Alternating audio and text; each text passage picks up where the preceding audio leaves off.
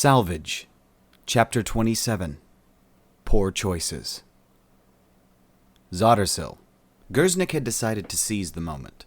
He had no longer wanted to put off until tomorrow what could be done today, if only because he thought he might lose his nerve. It was a terrible plan, an awful plan, but it was just illogical enough that it might actually have a chance at working, and the best part of it was that if it failed, the human wouldn't feel the need to kill him. Probably. It had been hard to limit his surprise then, when instead of coming face to face with the hairy human as he'd expected, he'd instead been confronted by the Gowan male who had been a prisoner, and informed that the humans were both currently away on some sort of Death World picnic. Lacking any other options, he'd tried the plan anyway, and discovered it had rather less success against a normal sapient such as the Gowan.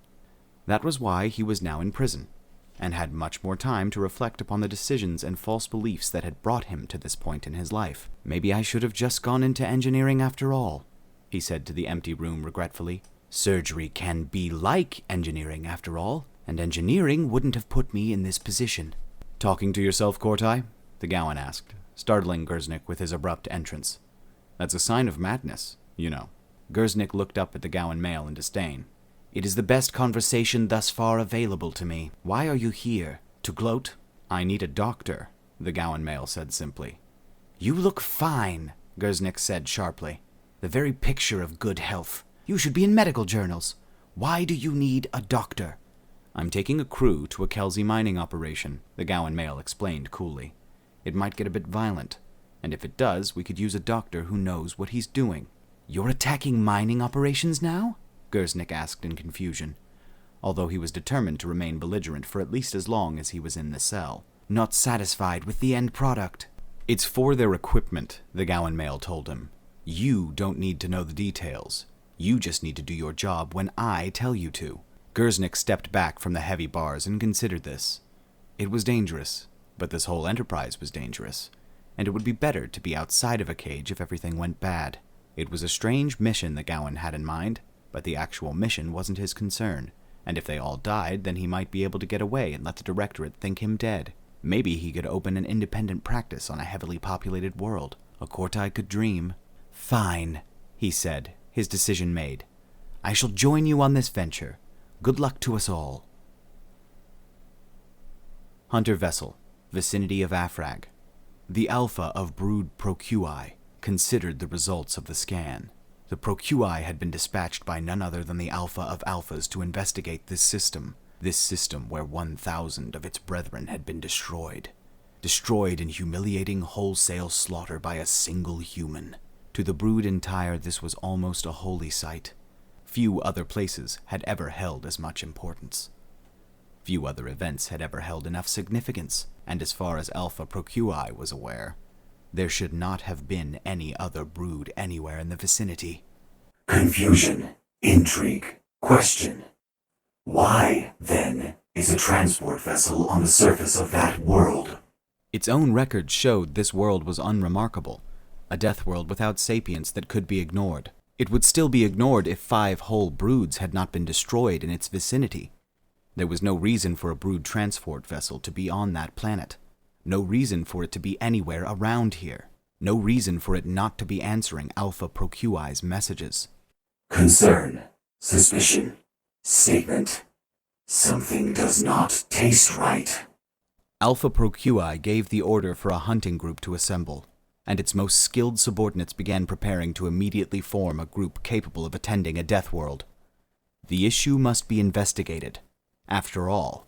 But this hunting group would not include Alpha ProQI itself. If there was, for whatever reason, a human down there, it would need to be properly prepared. The fewer members of the brood exposed to that surprise, the better. A dozen should be enough, it decided. 12 hunters to uncover the truth, 12 to protect each other from the dangers of a death world, and 12 to keep watch for a human. 12 who could no longer challenge the Alpha for leadership if the human was encountered. Alpha ProQI was deeply pleased with its cunning. With this choice, there was no way for it to lose. Tropical Island Paradise, Afrag. "We need to hurry," Adrian told Jen, already striding purposefully towards the shopping trolley. There was every possibility they wouldn't make it in time, and he had no idea what kind of force the hunters might bring to bear. Under normal circumstances, it might not be so bad, but with Jen here, he had to protect Jen. "If we need to hurry, shouldn't we run?" she asked, and started to do so. He caught her by the shoulder. "Walk," he said. "Walk quickly, but don't run. In a forest there are hazards everywhere, and if you run you'll trip and maybe sprain your ankle." She looked at him for a moment and then nodded. "All right," she said, fear slipping into her voice. "We'll walk quickly then. Is there something else I should know about these things?" "You already know they eat sapiens," he told her. "And by now they've probably learned how to take out humans. We have to expect the worst." "You can fight them though, right?" she asked. "If they come." On some level it pleased him that she relied on him like that, and he knew the part that felt that way was the selfish part, that wanted to make her his. The man who had held her and helped her aim, who had kept her company when she was going into surgery, and who had unabashedly stared at her tits through a sweat-soaked top. The other part, the soldier, grumbled at the fact that she was putting her life entirely in his hands, like any other civilian. The soldier wanted her too, as an ally rather than something to simply defend. But Adrian had relied upon the soldier in his marriage, and look how that had turned out. "Probably," he said, "but I'm not sure." The flash of 2 lines of fire interrupted him, burning their path across the sky. A pair of Hunter assault capsules wrapped in fire and thunder were descending towards the shopping trolley. Within minutes they'd land, and moments after that their occupants would swarm out looking for blood. Adrian's gaze was fixed on their descent, his soldier's mind already trying to map out some sort of plan. He could see 2 options, and he didn't much like the sound of either of them. Both involved an unacceptable level of failure. "If I were them," he said, and this time he was treating her as a comrade rather than a potential lover, "I'd inspect the trolley first. Then I'd go looking for whatever it had contained." "If they do that, you'll give them a nasty surprise, right?" she asked, and toted her gun. "After all, we've got these." "They have a ship in orbit," he replied. "If we do that, they might try and destroy the trolley from there. It's what I'd do." "You mean they nuke us from orbit? It's the only way?" Jen asked, quoting Aliens but without any of the usual humor. Just a desperate attempt to conjure some. She was afraid, and maybe he was making her feel that way. But he'd only beaten these guys the last time by nearly killing himself in the process, and that made them worthy of a little healthy fear. "If we let them into the trolley," she said, "they may take it. We'd be stuck here." "It's possible," he replied. "I know for sure that if they discover they're being attacked by a human, though, that they'll rain all kinds of shit down on us. It's hard to describe how much they hate our kind, Jen, but they'll do anything to see us dead." "Then we should try and hide?" she asked, trying to think of a plan on her own. "The worst that could happen, then, is that we're stuck here until the others come and rescue us?" "It's a big planet, Jen," he said. It was possible that they might never be picked up, but would be considered lost by their friends. Not the worst thing that could happen to them, since they'd at least have each other. But what if the hunters were still out there when the others came looking? "We have to take care of the problem, Jen," he decided. "I have to take care of it. How good are you at hiding?" She stared at him for a moment. Then her face darkened in anger. "You're just going to leave me somewhere and go off and fight them by yourself? What happens if you lose? I'm stuck here alone for the rest of my days? I won't have it, Adrian. I won't be alone again. We either both hide or we both fight." That part of him that simply wanted to protect her let go then, and with a wave of dark resolve the soldier had him fully once more. With the soldier his gaze hardened, and his resolve became steel. She didn't want to just be protected. That was a good thing, but right now she would endanger the mission and herself. The decision made itself. "I saw a small cave over there," he said, pointing deeper into the jungle. "We can hide there."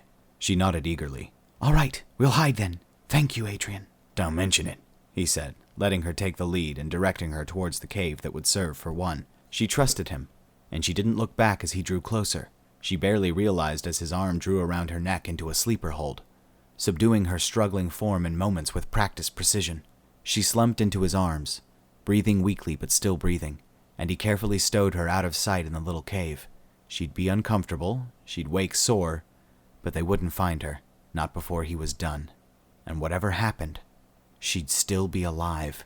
He looked at her one more time, his heart feeling like a heavy lump of cold stone in his chest. He was afraid, he was desperate, and the soldier had him. He stalked off into the jungle. "God help the hunters," he grated, "because they'll fucking well need it." Kelsey Mining Base, Kirkova. We are pirates, and this Cheer told the miners, is a robbery. They did not seem to be understanding the concept. Sure, they'd been willing enough to cower in fear when his soldiers had accosted them, but they'd felt the need to resist instead of simply give up, and had injured a number of his own men.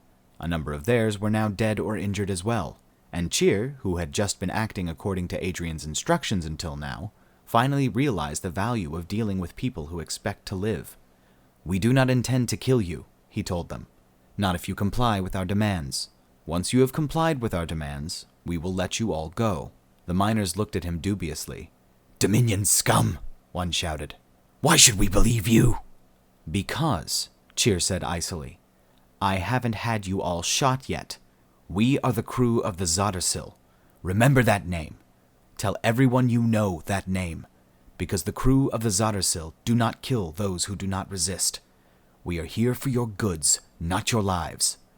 You're pirates, another shouted. You kill, you rape, you pillage. Say what you will, but I won't believe you until you're gone. You're right, Cheer said. Pirates do those things.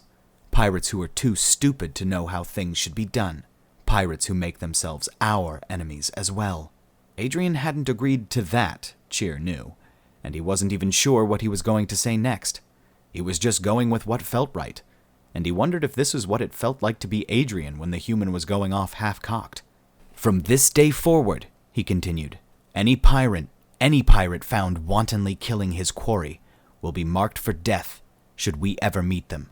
We're businessmen, same as you, if a little rougher, and it does none of us any good to have you dead. You can't reap a field you've burned. He was pleased to see that some of the doubt was leaving the faces of those miners. He was surprised to see that his own crew were standing with a little more pride in what they were doing. On the whole, everyone seemed a lot more cooperative. Now then, he said, striking while the iron was hot, let's talk about where you keep all your explosives. Hunter Vessel, vicinity of Afrag. Alpha ProQ had received the report regarding the abandonment of the vessel down on the surface of the Death World with considerable disappointment. It had been hoping for some ingenious trap to fall upon the team, or perhaps even a human assault. Instead, they had reported it empty, but with signs of recent use. There were logs as well, of places the vessel had been, and Alpha ProQ had made a special effort to keep those to itself. The Alpha of Alpha would be pleased with information of that variety, but it was still important to be rid of those who would claim glory as their own. Alpha ProQ had commanded the team to split and begin a sweep of the area. It had suggested caution, in case a human was in the area, but that was a matter of course. These days the brood always acted as though a human may be in the area. That terror was the final humiliation of the brood, and as it also benefited the brood, it was also the one they were least inclined to desist. Under Alpha ProQ's orders, Team Prime was to sweep the coastline, while Team Secundi was to investigate the heavily vegetated region. Neither was a problem for a seasoned team of hunters. The brood homeworld was itself heavily forested in many areas, but they had expressed some reservations at splitting their number. Alpha ProQ had been very convincing when it had explained that if one team were to come under attack, the other team could be brought to attack from another direction. It was a good tactic, provided that both teams survived long enough to execute it. If there was a human down there, survival was far from a certainty. It had not been long before the first casualty was reported, called in by Team Secundi. Confusion. Worry. Statement. One brood member is dead. Suspect environmental accident. Alpha ProQ clicked to itself. That was unexpected. It was rare for an experienced hunter to succumb to the environment, although this was a death world, and exceptions had to be made. Curiosity. Command. Explain. Secundi leader responded immediately. Fact. Statement. Member was struck by tree branch. Lethal blow to skull. No sign of enemy. Executing spread search. That was standard procedure, to spread out and search to locate something more quickly. In this case, they weren't even sure what they were looking for. But moments later, Secundi leader was contacting Alpha ProQ again. Trepidation. Statement. Second brood member dead. Head missing.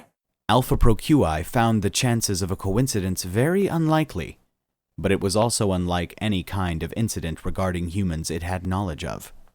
Suggestion. Possible native threat. Secondii Leader responded again, almost before Alpha ProQI finished. Alarm. Statement. All other team members dead. Massive head trauma. Unknown cause. Alpha ProQI was also confused. Although it seemed more likely than ever to be some sort of native creature, it would not be unusual for a death world to have incredibly dangerous wildlife. But it was important to learn what it was. If it was known, and if it could be harnessed, it may even be useful in future. Command. Seek cause. Secondii Leader did not respond. That told Alpha ProQI everything it needed to know about Secondii Leader's status, and that meant that there was no time to spare. It turned its attention to Team Prime. Information. Command. Team Secondii destroyed. Unknown cause. Seek cause. Sending coordinates. Exercise caution. There was no response from Team Prime. That did not bode well, and a second attempt yielded an identical result. Alpha ProQI considered its next move. It had already disposed of all brood members that might cause it problems in future, although it was far from certain as to how this had actually occurred. It was reasonably likely that a human had taken the hunter craft to the planet. But was it the human that had destroyed the hunter teams? Or had something taken both human and hunters? Alpha ProQI could not simply leave without answering that question. It could not simply destroy the other vessel without having some reason behind it. It would be fine, if only Alpha ProQI could confirm the presence of a human. Otherwise, it would look like the actions of a coward. It spent some time scanning and rescanning the area while a new team assembled, ready for the order to go and investigate, although quite reasonably more reserved in their outlook. There had to be something more to go on. A notification appeared. An assault pod was returning, its automated systems guiding it on a docking course to the main vessel. Alpha ProQI was no fool, however, and it ensured the pod's systems were entirely slave to those of the main vessel. And then, when it was reassured that no assault pod was going to be crashing into the main vessel, it scanned the content of the pod and picked up organic content. Alpha ProQI clicked excitedly. It had to be the human. The human was attempting to board the main vessel. The human would die. Alpha ProQI vented the atmosphere of the pod, and then it went to the docking bay to wait for the tasty flesh to arrive, surrounded by a heavily armed hunter team in case the human had somehow managed to survive. It didn't take long for the pod to arrive, and the whole brood gave the door a wide berth as it opened. They were ready to fire on anything that might come leaping out at them. They were ready to taste the rich, delicious flesh of a human being. The doors opened to reveal 3 heads inside, all severed recently from brood members sent down to the surface. There were chitterings of confusion, of anger, and of pure outrage. Alpha ProQI, however, seethed in a silent fury. This was another humiliation. Another human attempting to shame the brood. Alpha ProQI would not abide it. It would turn the ship cannons against the island and... The heads began to lift into the air in slow, shuddering movements, floating silently into the room like horrors from beyond death itself. All chittering was silenced. All eyes were on those floating severed heads. Then the severed heads exploded, and Alpha ProQI's own did a fair effort in joining them. Shopping trolley. Adrian Saunders was one fucked up guy. He knew it all too well. What else could you say to describe a man who was currently filthy with the blood and brains of his enemies? What else could you say to describe a man who had filled their skulls with floating pipe bombs and turned them into the most horrifying weapons he could ever have imagined? What else could you say to describe a man who had knocked his love interest unconscious with a sleeper hold so he could run off and kill monsters like the goddamned Predator? He wondered if he had completely cracked yet. He had been really fucking close back on Earth, especially in the days before his abduction. But with the whole galaxy spiraling out of control around him, the sheer madness of everything else in the universe, he'd gotten used to feeling like he might be normal. He had been, after all, the only point of normalcy in the entire affair. At least until he'd met Jen. And then Jen had been the normal one. The reasonable human being that made him feel like the savage he was. She'd made him remember how people were supposed to be. How they weren't supposed to be psychotic killers of small armies. How they weren't supposed to be willing to do incredibly dangerous things to satisfy their own egos. And how they weren't supposed to be evil as all fuck. She'd reminded him. She'd made him want to return to feeling like a real fucking human being. She'd made him want to be whole. This was how he had repaid her. Jen was still unconscious, and he had double-checked her breathing repeatedly as he had carried her from the little cave to the shopping trolley. She was slumped in the passenger seat now, her own clothing slick with sweat, and gore that rubbed off on his own clothes. He felt bad. Awful, in fact. This was just about the worst thing he'd ever done, and he hated to think what she'd be saying to him when she finally woke up. He put that out of his mind for the time being. Now it was time to get the fuck out of here. Firstly, to get up into orbit to send over one more parting gift before punching the warp button. He clenched his damn teeth together for every moment of the ride into orbit, waiting for the moment of obliteration to come. Waiting for the moment when he discovered that they'd gotten their shit together in time to completely fuck up his god-awful plan. Waiting for a moment that didn't come. The shopping trolley burst free of the atmosphere at speed, free and clear of any form of orbital bombardment, but not yet free and clear. He scanned the system, picking out the hunter vessel that still drifted in orbit. Drifted there doing nothing. "All right, fucksticks," he said, looking on with a pair of small coil guns the transport vessel had come with. "This is for fucking up my chances with Jen." He pressed the button, a virtual button on an adaptive interface that gave him none of the satisfaction of an actual button. The shopping trolley shuddered from the recoil, and half a moment later, 2 large holes punched their way through the enemy vessel, venting clouds of atmosphere. It would have to do. He engaged FTL, and AFRAG disappeared. Alright, that's going to do it for today, guys. We have more salvage tomorrow, if I am not mistaken. Let me check the thing here. I never have it where it's supposed to be. Boop, boop, boop, boop, boop, boop, boop. Boop, boop, boop, boop, boop, boop. Yeah, this one here, 2 out of 3. And then we've got Hot Property, and then we've actually got an episode, we've got a chapter of the Death Worlders that I must have missed and forgotten to do. We've got Interlude Jargon at the end of the week. Looking like going to be on Friday, we're going to have a Death Worlders episode, so that's cool. It's not going to be a really long one, but it is going to be something. Might also have a salvage that day as well. So, yeah, guys, look forward to that. If you are new here, please hit that subscribe button. I am trying to get to that 1K mark. Never thought I'd be saying that. But, yeah, we'll have some pit stops along the way. 4, 5, 6, 7, 8, 9, 100, obviously. But, and then, also, all the numbers in between as well. Those are all milestones for me. They are all new milestones for me. So thank you, every new subscriber who does do that, because this is all new, and they're all my personal bests. So that's really cool. Every day I have like a new personal best at something. That's pretty awesome. So I really appreciate you guys helping me with that. It's fantastic. But yeah. I know I tend to ramble on these things a little bit at the end, but I think it's just, I feel like it's kind of, I don't want to do it at the beginning, because I feel like that kind of like taints your expectations of what's going to come, and you don't get to go through it fresh. But at the end of these, I can kind of ramble on a little bit, and if you don't want to hear that, you just hit the next button on your playlist, and you don't have to hear me talk about this none at all. But yeah, guys, I just, really appreciate you guys, and it's been fun. This has been a weird, tumultuous time in my life.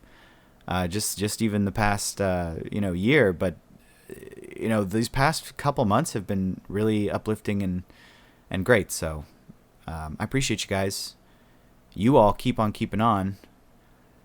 Hit like, subscribe, check Patreon. I know I'm supposed to do all these things. I'm supposed to shell out all my stuff, but it's not that important.